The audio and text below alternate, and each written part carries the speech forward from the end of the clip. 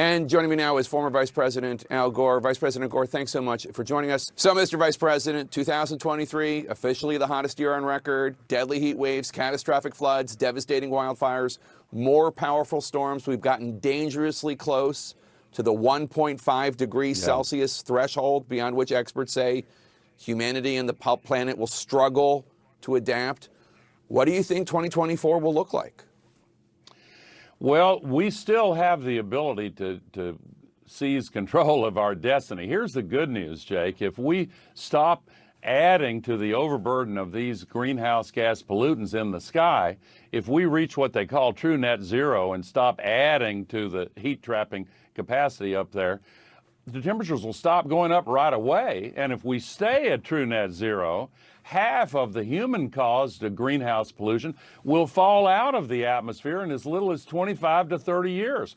We have the ability to do this, and it's not impractical because we now have the cheapest new source of energy in the history of the world with solar electricity and wind electricity, and the electric vehicles reached 20% of sales globally this year. The batteries are now, we had one gigafactory several years ago, now there are 200 and another 400 being built.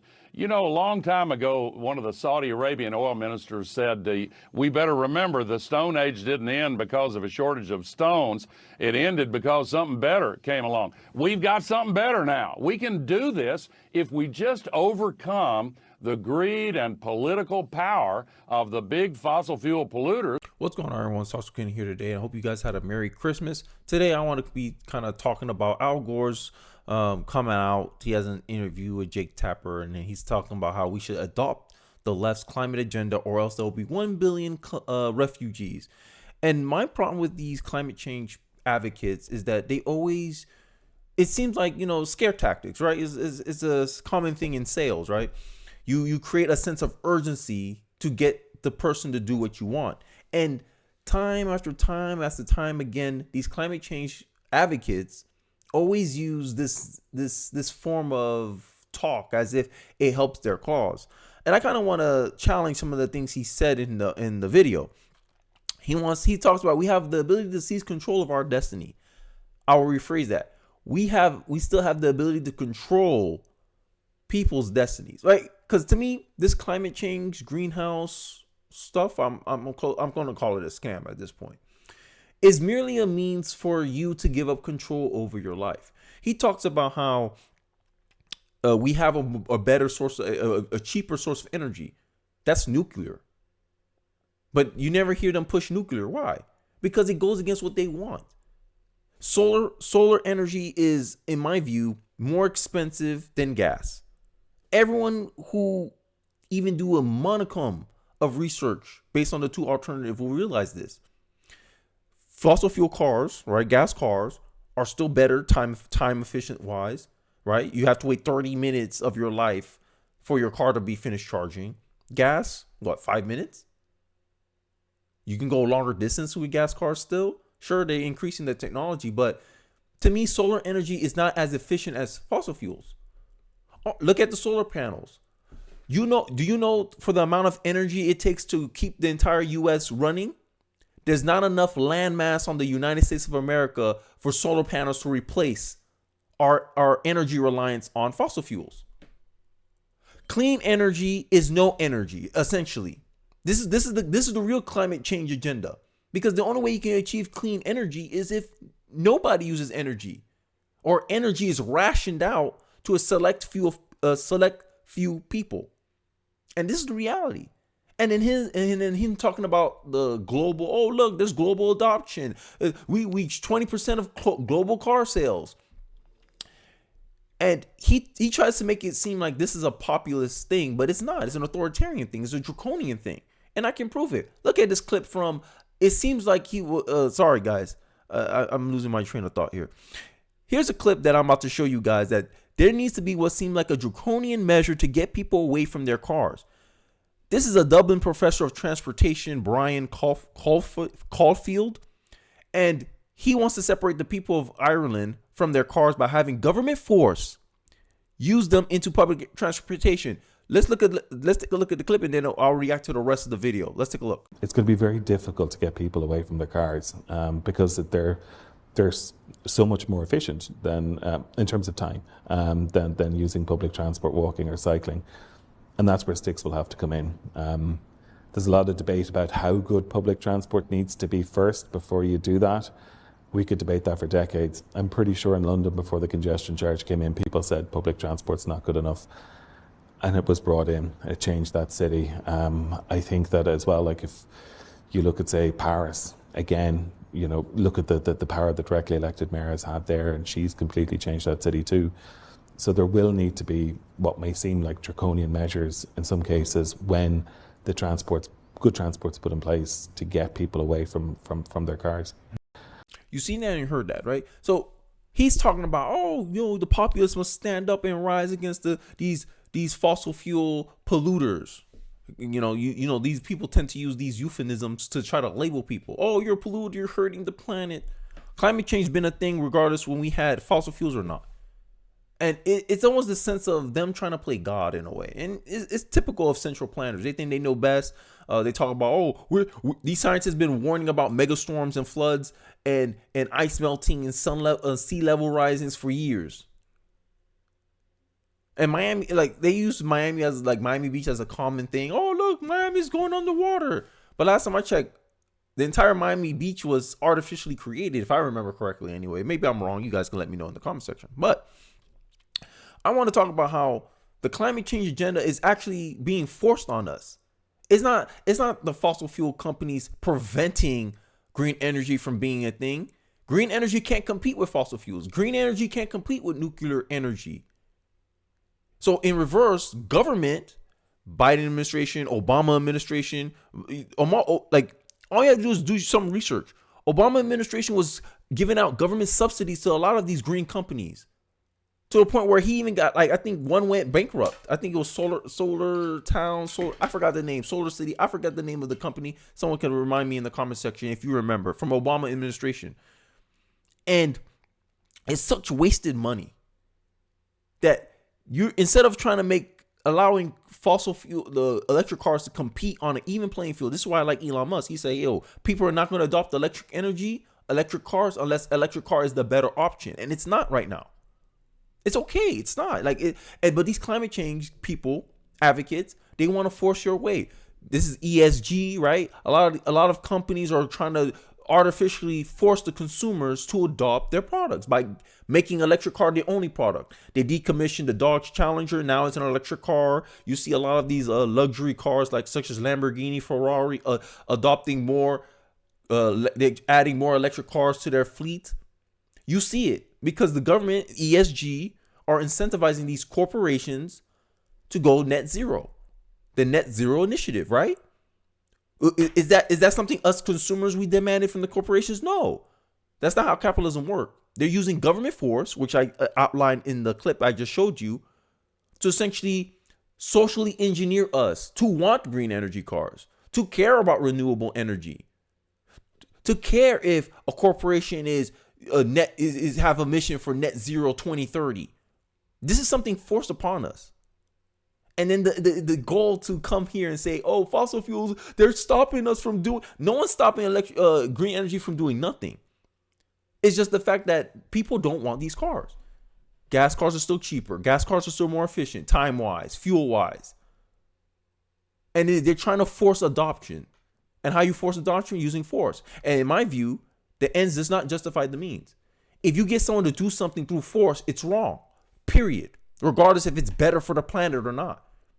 At the end of the day, worrying about this stuff is first world problems, in my view. Actually, it is the view. So I want to continue the rest of this article, this clip, because I want you guys to hear something specific that he says, and then I'll kind of challenge that in the video. Let's get back into the video. Fossil fuel polluters who've been trying to control this process. Sorry, I know I wasn't about, but the control of this process, politicians like Joe Biden has been limiting fossil fuel production in the U.S. He killed the Keystone Pipeline, right? The government is intentionally getting in the way of gas, oil companies from actually producing their product, to the point where now we're over reliant on foreign oil, such as Russia. Well, it used to be Russia. Now we're relying on Saudi Arabia because of these green energy policies. You're making our lives harder because you want us to go to the path that you want us to walk down. You want gas to be more expensive, so people go on and get more expensive electric cars, and the batteries are not recyclable. How is that good for the good for the environment? But they pretend they don't see it. They pretend that what they're doing is actually right. And all this shows to me is that they're merely using the climate change disaster as a shield, a political shield, to mask their real intention. And that's just, they want control. They want to control consumer habits. They want to control consumer spending. They want to control us.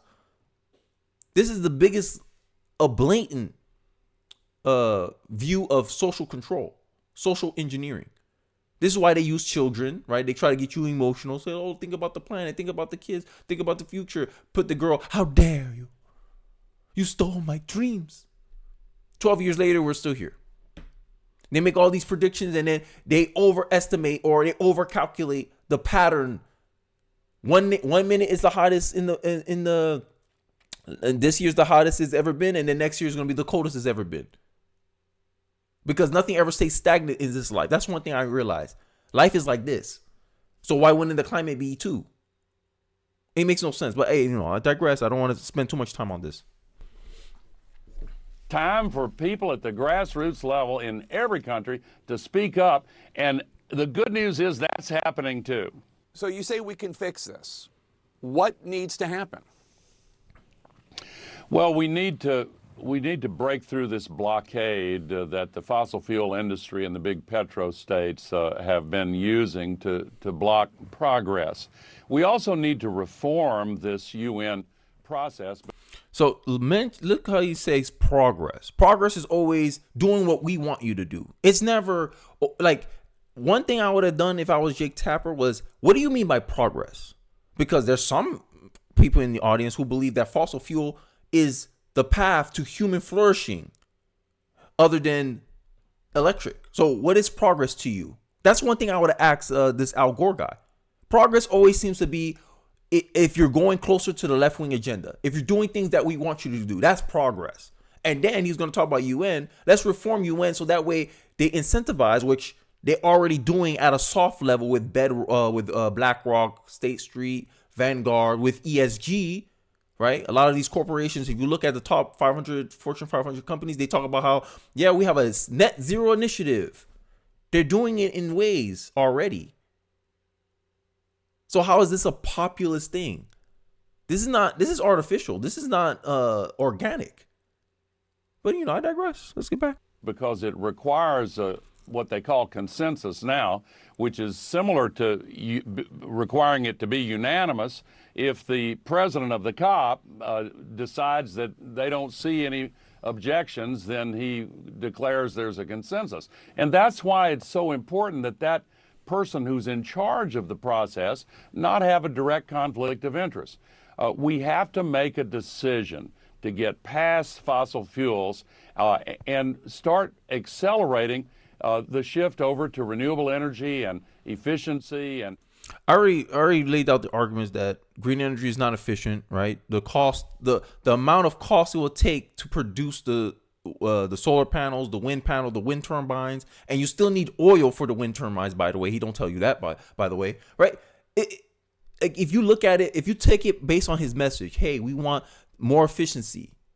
That's not solar energy. If you're saying nuclear energy, okay, I can kind of agree with you. Okay, no pollution, nuclear energy, clean energy, okay.